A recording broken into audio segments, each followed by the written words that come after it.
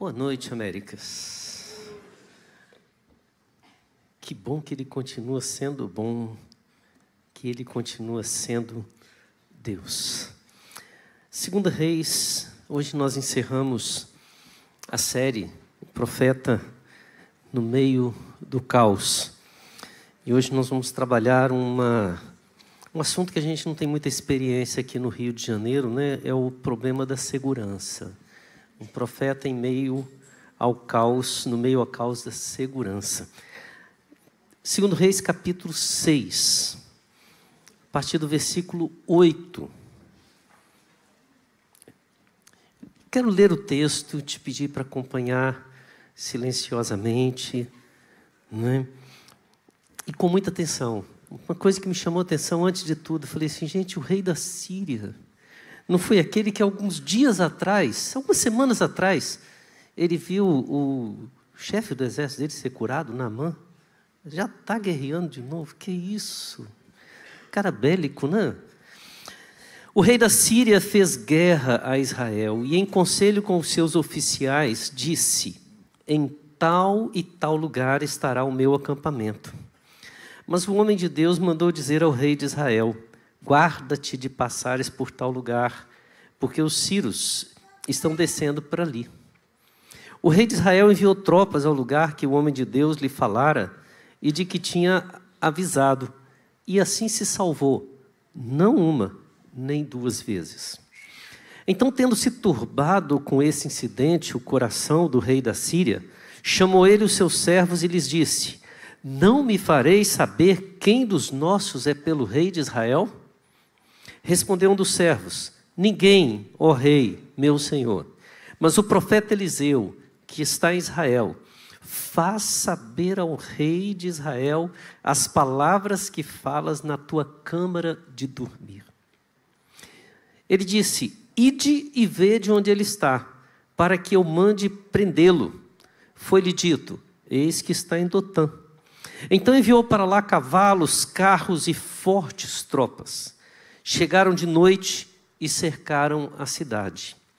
Tendo se levantado muito cedo o moço do homem de Deus, já não era Geazi, né? E saído, eis que tropas, cavalos e carros haviam cercado a cidade. Então o seu moço lhe disse: ai, meu senhor, que faremos? Ele respondeu: não temas, porque mais são os que estão conosco do que os que estão com eles. Orou Eliseu e disse: Senhor, peço-te que lhe abras os olhos para que veja. O Senhor abriu os olhos do moço e ele viu que o monte estava cheio de cavalos e carros de fogo em redor de Eliseu. E como desceram contra ele, orou Eliseu ao Senhor e disse: fere, Senhor, peço-te, essa gente de cegueira. Feriu-a de cegueira conforme a palavra de Eliseu. Então Eliseu lhes disse: não é este o caminho, nem esta a cidade. Segui-me e guiar-vos-ei ao homem que buscais. E os guiou até Samaria. Tendo eles chegado a Samaria, disse Eliseu: ó Senhor, abre os olhos destes homens para que vejam. Abriu-lhes o Senhor os olhos e viram, e eis que estavam no meio de Samaria. Quando o rei de Israel os viu, perguntou a Eliseu: feri-los-ei? Feri-los-ei, meu pai? Respondeu ele: não os ferirás. Fere aqueles que fizeres prisioneiros com a tua espada e o teu arco. Porém a estes manda pôr-lhes diante pão e água, para que comam e bebam e tornem ao seu senhor. Ofereceu-lhes o rei grande banquete. Comeram, beberam e despediu-os. E foram para o seu senhor. E da parte da Síria não houve mais investidas na terra de Israel. Vamos orar? Pai querido, Pai amado, abre os nossos olhos, abre a nossa mente, abre o nosso coração, para ouvirmos e atendermos a voz do Senhor, a palavra do Senhor. Ó Pai, que o nosso coração seja terra fértil para a semente da Tua palavra brotar e produzir frutos em abundância em toda a nossa vida, Pai. Clamamos e oramos em nome de Jesus. Amém. Amém. primeira vez que eu fui para Angola, foi muito legal, a viagem inesquecível, primeiro voo internacional, e aquele avião de 2 andares, empolgado, eu olhava aquele tamanho, gente, eu falava, não é possível que esse negócio voa, né? A gente já fica com o pé atrás, não fica? Subimos, graças a Deus, subiu, e de repente, quando estava naquele momento tranquilo da viagem, todos os passageiros em paz, já tínhamos jantado, só dormir. Passa um sujeito com um macacão, aparentemente mecânico de profissão, com 2 chaves nas mãos, batendo uma na outra, indo para a direção do fundo da aeronave. Não precisa dizer que ninguém conseguiu dormir em paz depois daquela cena, né? Não tinha nem 1 hora de viagem. O que um mecânico vai fazer com ferramentas dentro de uma aeronave? O que você passaria por isso? Às vezes é legal esses sustos, né? Recentemente, quando fui fazer uma viagem para Cuiabá, a gente estava em São Paulo esperando a hora, e atrasando, e atrasando, e atrasando. E uma funcionária da companhia aérea, para nos ajudar, vendo o nosso desespero, ela falou assim, gente, olha só, está atrasando, mas fica tranquila, porque deu um problema na aeronave, eles já estão consertando, daqui a pouco a gente embarca. Eu não sei quantos desistiram de voar naquele momento.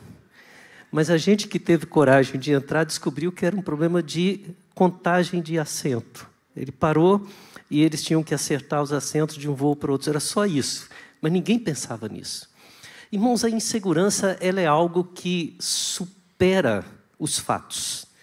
É algo que acontece na nossa vida, muitas vezes, por causa do ambiente que nós vivemos. Nós sofremos muito aqui no Rio de Janeiro. Apesar de sermos, possivelmente, a cidade mais bela do mundo, muitas pessoas têm medo de vir para cá, porque, como disse uma vez um amigo, eu tenho medo de atravessar a fronteira de São Paulo para o Rio e levar uma bala perdida. A ideia da insegurança é tão grande que, muitas vezes, ao sair de casa, nós já somos vítimas. E, às vezes, dentro de casa, nós ainda sofremos com essa situação. Israel era um país que vivia em guerra. Não estou falando do passado, tá? Era muito comum. E, neste caso específico, nós vamos perceber isso, né? Que a Síria estava em evidência. E o texto ele vai terminar aqui, inclusive, dizendo que a guerra que cessou, a insegurança que cessou, depois desse texto, foi com respeito à Síria. Ele diz aqui abertamente que não houve da parte da Síria mais investidas, mas assim, outras houveram. Então, se você estar naquele ambiente, era uma sensação constante de que a qualquer momento você poderia ser atingido por alguma investida de inimigos. Jerusalém, quando o Salmo fala a respeito dos montes, né, da ideia de estar no topo do monte, está dizendo de toda a segurança que é colocada ao redor, sejam as muralhas. Quem já conheceu, já visitou castelos, sabe que muralhas são extremamente grandes, largas, com vários pontos de observação, armadas. Por quê? Porque a questão da segurança era muito importante para eles. Entretanto, quando um reino mais forte, quase invencível, declarava guerra para um reino que estava em fragilidade, o coração do povo naturalmente se derretia. Esse era o termo. Às vezes, aquela ideia de fazer um bom acordo era melhor do que tentar encarar um inimigo mais forte. Era a realidade de muitos reis em Israel, que preferiram fazer bons acordos para impedir uma guerra. Entretanto, há uma diferença nesse texto. E a diferença existe exatamente quando nós somos desafiados a reconhecer a soberania de Deus e compreender o nosso papel como profetas no mundo. Então, muitas vezes, o caos da segurança, ele é um desafio para nós como igreja, para primeiramente reconhecer que Deus está agindo e que Deus é o Senhor soberano sobre toda a história, sobre todas as nações, sobre todos os reinos, e a compreender que nós não estamos neste mundo por acaso. Ao contrário, nós temos um papel. Nós, como povo de Deus, temos uma razão para estarmos aqui. Então, nós vamos ver, primeiramente, dos versículos 8 em diante, né, até o versículo 10, uma situação muito interessante, porque nós vemos um rei de uma nação poderosa declarando guerra a uma nação frágil e um homem fazendo a diferença nessa história. O texto diz assim: o rei da Síria fez guerra a Israel. Observe, e aí vem aquela velha história, né? Gente, alguns capítulos antes, aliás, nem muitos, o capítulo 5, nós vamos ver Naamã, comandante do exército do rei da Síria, que já tinha levado escravos de Israel, inclusive a menina que lhe ofereceu a cura, foi a Israel. Então, quer dizer, deve ter passado algum bom tempo aqui. Do capítulo 5 para o 6, algum tempo passou.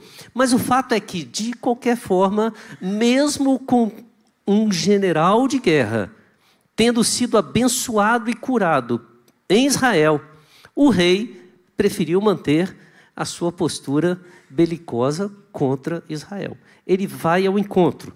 O que ele não imaginava é que ele teria em Deus o seu adversário, não o rei de Israel. Certo? O rei da Síria fez guerra a Israel e, em conselho com os seus oficiais, o que está querendo dizer aqui? Ele fez aquela reunião privativa, sem ninguém que pudesse contar para outras pessoas, sem testemunho, e bem particular ele disse: nós vamos levar o nosso exército para tal lugar, nós vamos ali nos prepararmos para a batalha, estratégia de guerra, tudo certinho. E eles foram para aquele local. Quando chegaram naquele local, o que eles encontraram foi o exército de Israel pronto para a batalha e para vencê-los. Por quê? Porque Eliseu, o homem de Deus, e entenda a expressão o homem de Deus, aqui direcionada a um homem especificamente, mas aqueles que estão com a unção de Deus sobre si. Então, aquilo que era de Eliseu é para nós hoje como povo de Deus. Ele avisou ao rei de Israel: manda para tal lugar o exército, porque é lá que eles estarão. O homem de Deus era o instrumento de Deus para a condução do seu povo. A ideia que nós temos aqui é que no meio do caos, da insegurança, da palavra de Deus fluía a orientação para a gente aprender a viver em segurança. É claro que aqui nós estamos na linguagem militar, na linguagem de guerra. Então nós estamos falando de conflitos. Mas essa lição vai além disso, porque aquele sentimento de insegurança que havia dentro do povo, no meio do povo de Israel, com a presença do homem de Deus e da demonstração clara do cuidado de Deus, fazia com que aquele povo tirasse o olhar do adversário poderoso que veio ao nosso encontro e focasse o seu olhar no Deus Todo-Poderoso que cuida de nós. A mudança prioritária aqui é do foco. O homem de Deus, ele era a instrumentação viva da palavra declarada, mostrando que quando Deus exerce a sua soberania, os planos mais secretos se tornam revelados. É exatamente com essa convicção que a gente pode falar que, ainda que o vale seja sombrio e mortal, nós o atravessaremos. É exatamente com essa visão que nós podemos cantar que, se diante de mim não se abrir o mar, eu vou caminhar por sobre as águas. É diante dessa convicção que nós entendemos da soberania de Deus, que nós podemos nos levantar de manhã, ligar a televisão ou o rádio e ouvir está tendo uma operação em tal lugar, que teve uma blitz em outro lugar, que teve uma revolta, e está um tiroteio, e está aquilo, e a gente diz: Senhor, eu saio de casa e seguro eu vou, porque Tu estás na frente, Tu estás me conduzindo. A sociedade clama por homens que possam dar-lhe a direção de Deus. Quanto mais a gente se fecha em aparentes proteções, mas mais se afasta de Deus, mais a nossa sociedade sofre. A insegurança vai servir como propaganda para políticas inúteis. Vai servir para causar apenas mais medo. Mas quando nós entendemos que Deus está no controle, que Ele é soberano, ainda que o mal nos atinja, não seremos atingidos pelo mal. Entenderam? Podemos sofrer, mas a confiança em Deus não nos paralisa, não nos trava, nos faz seguir em frente. Ou seja, o que nós podemos dizer é que quando reconhecemos a soberania de Deus, nos atos de Deus, na palavra de Deus, e nós conseguimos seguir em frente, entendendo que o nosso papel nesse mundo não é de alcançar a nossa segurança ou o nosso reino ou o nosso êxito nesse mundo, mas caminhamos para algo muito mais sublime. E que como povo de Deus, nós somos muitas vezes a mensagem de segurança que o mundo pode ter para essa vida e para a vida eterna. Nós podemos dizer que vivenciamos e anunciamos a salvação de Deus ao mundo. O caos, ele nos prepara para entender a soberania de Deus, para reconhecer a soberania de Deus e para entender o nosso papel neste mundo. Nós não tememos. Gente, a história da igreja é maravilhosa com isso. Pegue qualquer livro de história que você vai ver quantos homens e mulheres, jovens, idosos, crianças, confiando no Senhor, enfrentaram as maiores adversidades e mostraram firmeza, dizendo: o mundo pode ser inseguro para muitos, mas para nós estamos seguros, porque em Jesus está a nossa segurança. Mas o caos na segurança, ele tem outras vantagens, porque o caos na segurança, ele nos desperta para contemplar o mundo espiritual. Os versículos 15 e 16 desse texto são muito interessantes, porque o texto diz que o moço do homem de Deus, alguns dizem que era o seminarista, entenderam? Estava ali fazendo estágio, e não era à noite o curso não, viu? Era de manhã. Então eles acordavam bem cedo, bem de madrugada, para ir para o seminário, claro, né? Mas antes tinha um momento de oração, aquele momento de jejum, né? E alguns acordavam 2 horas antes para fazer o trabalho que era para ter entregue na semana passada e eles não conseguiram terminar. Então tinha aquelas 2 horas antes de chegar lá. E ele acorda, e quando ele acorda, ele olha para o redor da cidade, o que ele vê? Tropas, cavalos, carros. Ele olha a cidade cercada, e ele olha para Eliseu, e a ideia é que ele saiu e voltou correndo, desesperado, e diz assim: ai meu Senhor, o que a gente vai fazer? Olha, pararam ali a amarela.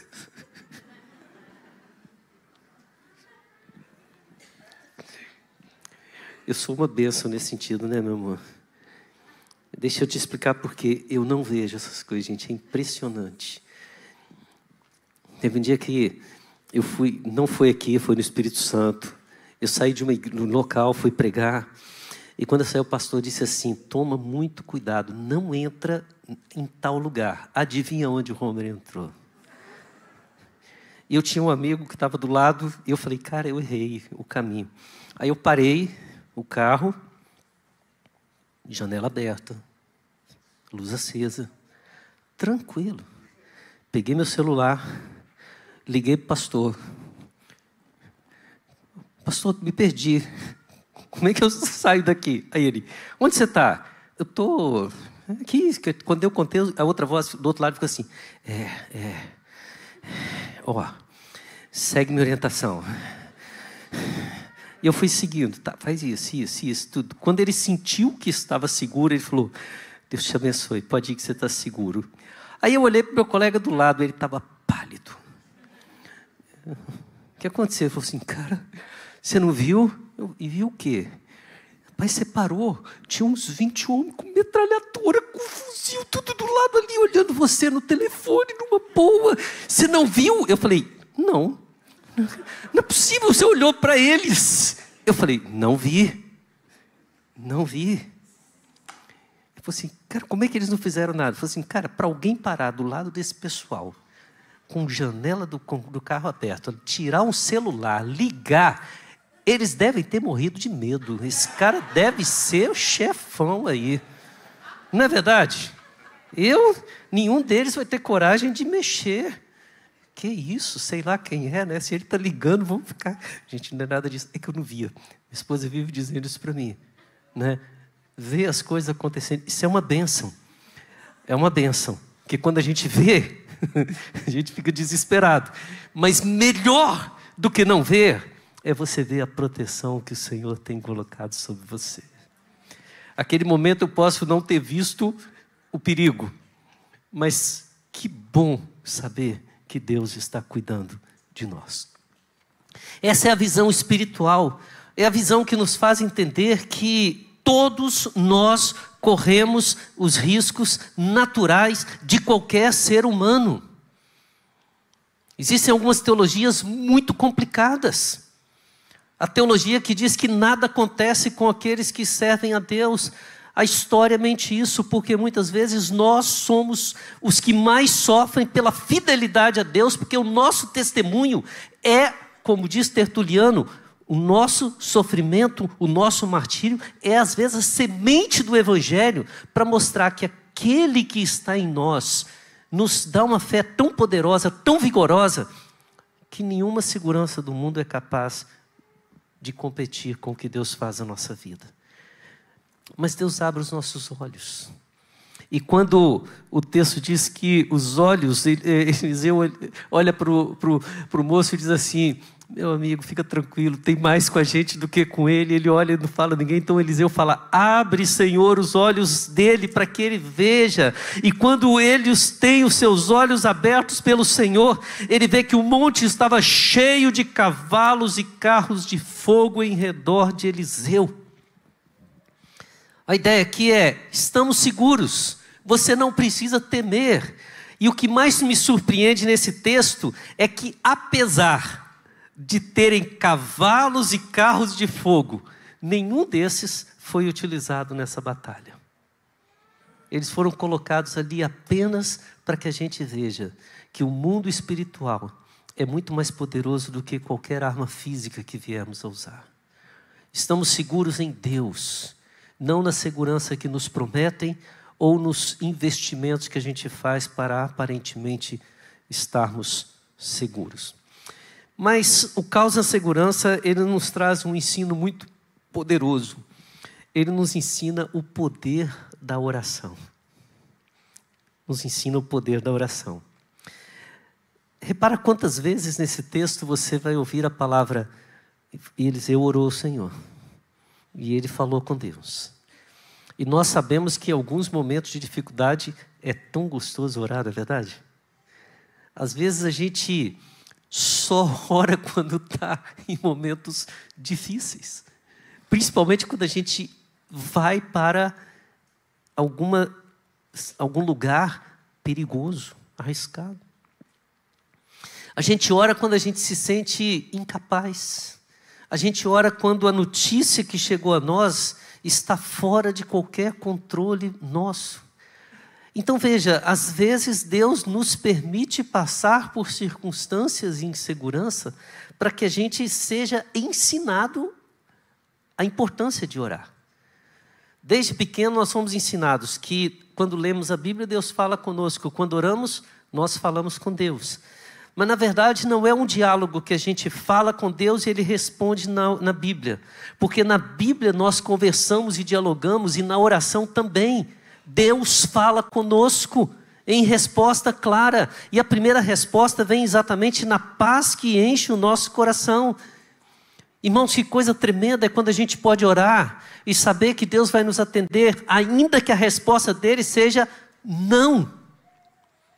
A convicção de um não de Deus é tão poderoso para a nossa vida, quanto a convicção do sim e do espere.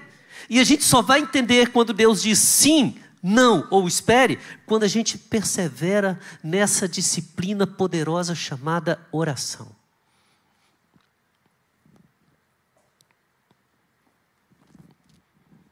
Tem um livro chamado As Doutrinas da Graça na Vida Prática. E esse livro foi muito poderoso para mim, porque muitas vezes a gente gosta muito de falar de doutrina, mas poucas vezes a gente entende como que essa doutrina se aplica no nosso dia a dia. E até esse dia que eu tinha que ler esse livro, né? A gente estava preparando o material para estudo, que inclusive os homens da nossa igreja, no ano passado, usaram aqui. Né? Eu lembro onde eu estava quando eu comecei a ler, e ele falava a seguinte pergunta: até quando a gente tem que orar? Eu sempre entendi que era até quando Deus atende a nossa oração. Não é verdade? Eu vou orar e vou insistir. E tem gente que fala assim: determina com Deus, briga com Ele, fala com Ele, insiste. Enquanto Ele não te atender, não para de orar. E aquele livro desmontou isso tudo na minha cabeça. Ele falou assim: é até você entender a resposta de Deus. E às vezes a gente está batendo o pé, fazendo bico, porque Deus está dizendo não. Então a gente ora até entender que o não de Deus é a bênção para a nossa vida. Então a gente ora até entender que Deus está falando para esperar. A gente ora porque Deus decidiu pela sua soberania responder-nos assim. Respondermos assim. Então, se você não está satisfeito com o que Deus falou no seu coração, é porque você tem que orar mais, falar mais, se derramar mais. O Hudson Taylor costumava dizer que quando a sua agenda estava muito lotada, ele dedicava mais tempo de oração. Porque na sua mente, quanto mais ele coloca diante de Deus, menos a sua agenda fica ocupada. Ele vai à frente, Ele cria os atalhos, Ele estabelece a forma como as coisas vão agir e tira o que eu faria errado. Então eu preciso estar mais perto de Deus para aprender a fazer da forma melhor. O versículos 17 e 19 vão dizer assim: e como desceram contra ele, orou Eliseu ao Senhor e disse: fere, Senhor, essa gente de cegueira. E é interessante, lembra? O exército do rei da Síria, ao redor deles os exércitos do Senhor, e o que ele pede é: faz eles ficarem cegos. A oração. Fere de cegueira. E o Senhor feriu-os de cegueira. Então Eliseu chegou para eles e lhes disse: vocês estão no caminho errado. Veja bem, eles foram lá procurar Eliseu. Eles foram procurar Eliseu. Eliseu se apresenta a eles, na frente deles, e diz para eles: vocês estão no lugar errado, porque eles estão cegos. E Eliseu diz para ele: me sigam. Eliseu vai ao encontro e fala: vocês estão no lugar errado, não é este o caminho, não é essa cidade. Segui-me e guiar-vos-ei ao homem que buscais. E eles vão atrás de Eliseu. Quando eles chegam na praça central de Samaria, eles estão guerreando contra Samaria. Eliseu vai ser o condutor deles até a praça central de Samaria. Agora, não são os cavalos, não são de fogo, não é o exército do Senhor. Eles estão agora no meio do terreno do inimigo, o rei de Israel e todo o exército de Israel ao redor deles. Eles vão sentir agora, quando abrirem os olhos, aquilo que o moço de Eliseu sentiu quando os viu. E aí ele para na praça da cidade. E chegando lá, Eliseu orou: ó Senhor, abre os olhos destes homens para que eles vejam. A oração abre os nossos olhos para contemplar a presença de Deus. A oração abre os nossos olhos. A oração abre os nossos olhos. É muito bom estar na igreja e ouvir pregações. Recomendo poderosamente que estudem a teologia. Indico e falo, façam todos os cursos, participem dos discipulados, frequentem as células. Tudo isso é uma bênção. Mas quem abre seus olhos é a oração. Então nunca deixem a oração em um lugar secundário na vida de vocês. Mas o caos ainda tem mais uma bênção na nossa vida. O caos da segurança, ele abre o nosso coração para o exercício da misericórdia e da graça no lugar da vingança. Olha o que o texto diz. Eles abriram os olhos no versículo 20. E quando os seus olhos são abertos, eles viram e eles estavam no meio de Samaria. Caíram numa emboscada. Eles estavam cercados e inseguros. Aqueles que causavam insegurança estavam inseguros, completamente dominados pelo Israel. E eu imagino esse texto aqui, quando o rei de Israel os viu e perguntou a Eliseu, eu acredito que ele não falou assim, devo feri-los? Eu acho que foi mais ou menos assim, feri-los aí? Posso ferir? Posso atacar? Posso, fala. E é interessante a expressão que ele fala, meu pai. O rei de Israel, não estou falando de Judá, de Israel, de Samaria, ele olha para Eliseu e fala, meu pai, no sentido de aquele que está esperando de Eliseu a ordem, a quem ele se submete. O rei se coloca totalmente sob a condução do homem de Deus. Muitas vezes a gente quer se colocar à disposição do rei, mas quando nós exercemos o nosso papel profético e levamos à sociedade a palavra de Deus, quando nós olhamos a nossa missão com os olhos espirituais e não apenas da razão, da nossa própria convicção, quando a gente entende a voz de Deus, a direção de Deus, através de uma relação de oração, você pode ter certeza no coração. É o rei que se curva à palavra de Deus. Não somos nós quem nos curvamos à autoridade do rei.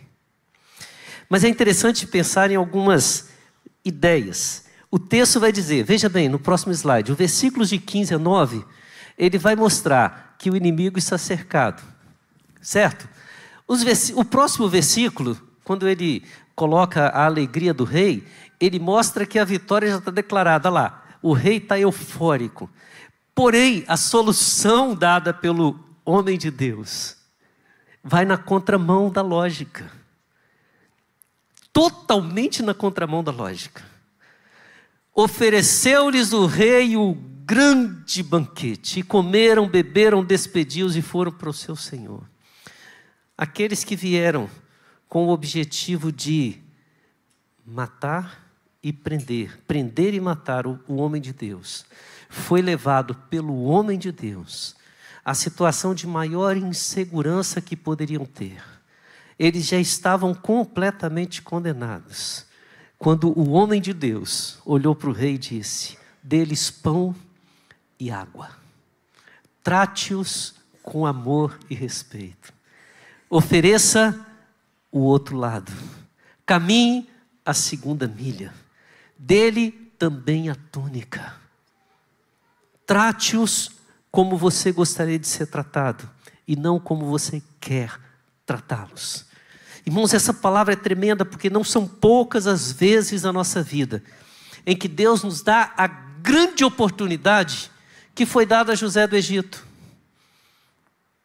de se vingar dos seus irmãos. Eu lembro de uma vez que eu fui fazer uma pregação e a primeira frase que eu usei ali, a história de José do Egito, e eu usei a expressão, o mundo dá voltas. Quando eu falei assim, alguém gritou, já entendi, pastor. Eu falei, então não precisa pregar mais, né? Aí eu falei, mas não é, a questão não é essa. A questão é, o mundo dá voltas. Hoje pisam em você. Amanhã você está com os pés na cabeça da pessoa que pisou em você. Ou hoje você é o que pisa. Amanhã a sua cabeça vai estar debaixo dos pés daquele que pode pisar em você. Não há dúvidas que, segundo o rei deste mundo, os reis deste mundo, nessa hora você deve pisar e esmagar com a maior força possível. Mas o Senhor nos manda agir diferente. Nos manda mostrar que nós temos, e olha que aqui estamos muito antes de Cristo, mas o Evangelho vai se cumprir em Cristo. O ato maior de misericórdia e graça que pode ter existido. Quando nós mudamos de lugar, tratamos os que nos ofendem com amor e investimos. Quando a Bíblia fala que nós devemos orar pelos que nos perseguem, orar por eles significa alcançarem-nos. Quando a Bíblia coloca essa inversão, ela pode até por algum tempo servir como aquele bálsamo que alcançou Nínive durante a pregação de Jonas, mas que depois fez com que Nínive torturasse e matasse Israel. A questão não é o que você vai fazer, ou melhor, não é aproveitar a oportunidade quando você puder se vingar, é o que você vai fazer segundo a ordem de Deus.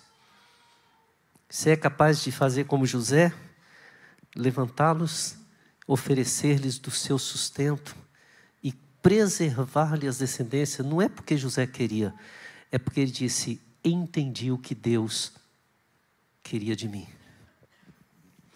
Calvino, ele fala sobre esse ato de gratidão de uma forma muito interessante, quando ele diz assim: seja qual for a maneira em que Deus se agrada em socorrer-nos, Ele não exige nada de nós, nada mais de nós, senão que sejamos agradecidos pelo socorro e o guardemos na memória.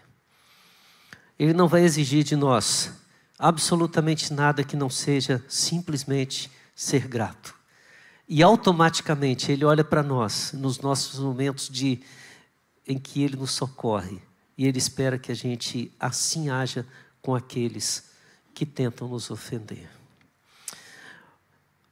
Para fechar, irmãos, o caos na segurança é um momento didático de Deus. Esse sentimento que nós temos faz parte da didática divina. Quando nós descansamos na soberania de Deus, nós sabemos que Ele cuida de nós. Nós aprendemos a descansar na soberania de Deus, sabendo que Ele cuida de nós. Não vai deixar de ser difícil sair de casa. Mas uma coisa é saber que nós estamos saindo, sendo protegidos pelo Deus soberano. E a outra coisa é saber que nós temos a Secretaria de Segurança que cuida de nós. Nós aprendemos a cumprir a nossa missão obedecendo a ordem do soberano. Não somos chamados aqui para dar soluções no âmbito terreno. Nós somos chamados para pregar a palavra de Deus e anunciar a direção para que eles encontrem a paz duradoura e eterna. Ao olhar, nós aprendemos a olhar além do que os nossos olhos possam ver, contemplando a eternidade, contemplando algo que já está seguro para nós. Quando Paulo fala: para mim, viver é Cristo e morrer é lucro, está invertido ali. Ele está dizendo: para mim morrer é lucro. E a gente trabalha pelo lucro. A gente espera ansiosamente esse dia em que o Senhor, pela sua vontade, vai nos chamar para estar com Ele. E aí depois ele diz: tudo bem, eu quero esse lucro. Mas enquanto esse dia não chega, eu só tenho uma razão para viver. Viver é Cristo. Viver é Cristo. É contemplar a eternidade.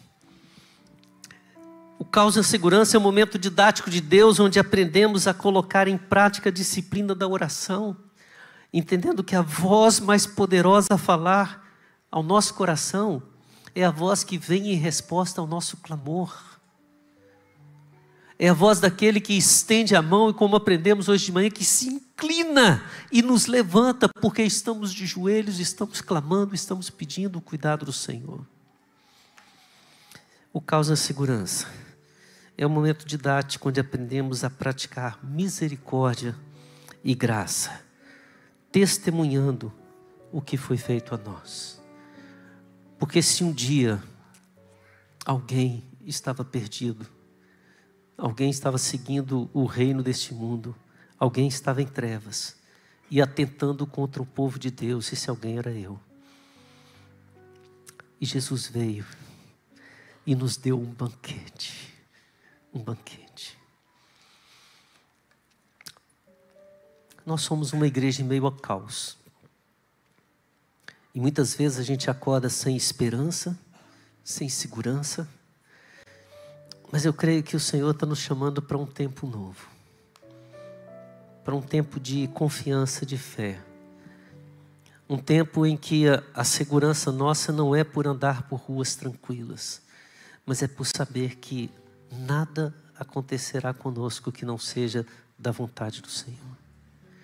Se este é o problema que te aflige, se você quer ter mais paz em Deus, força, vamos fazer uma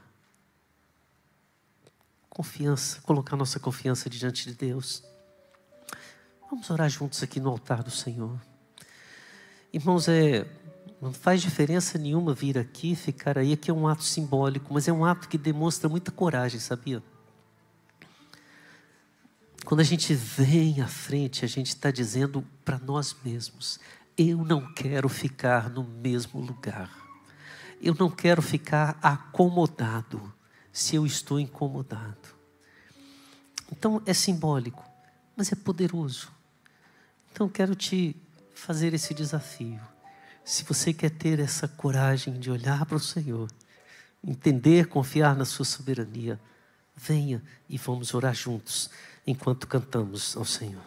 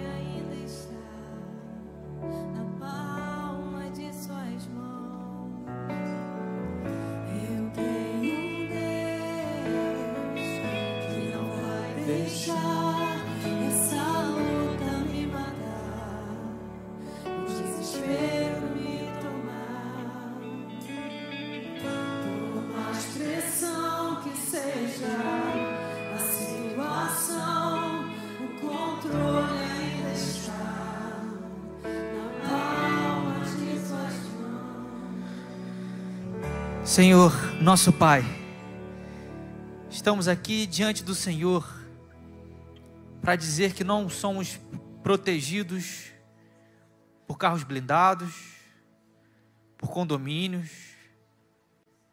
por bairros mais tranquilos, por casas tão bem protegidas. Nós somos protegidos e guardados pelo Senhor. Quantas vezes entramos em ruas que poderiam acontecer alguma coisa, mas o Senhor nos guardou. Não nos permita, Senhor, a morarmos no medo, a morarmos na ansiedade, a morarmos na dúvida, mas que a gente descanse no Senhor. Descanse sabendo que o Senhor tem controlado, mantido, sustentado a nossa vida. Estamos aqui para agradecer. Senhor, substitua o medo por coragem, a tristeza por alegria, certas fraquezas por força do Senhor. Não porque nós somos capazes, mas é a força que vem do Senhor. Nos ajude a ajudar os nossos irmãos, a estender as mãos até para aqueles que nos tratam mal, Senhor. Que a gente trate com amor, com verdade, com justiça, com carinho.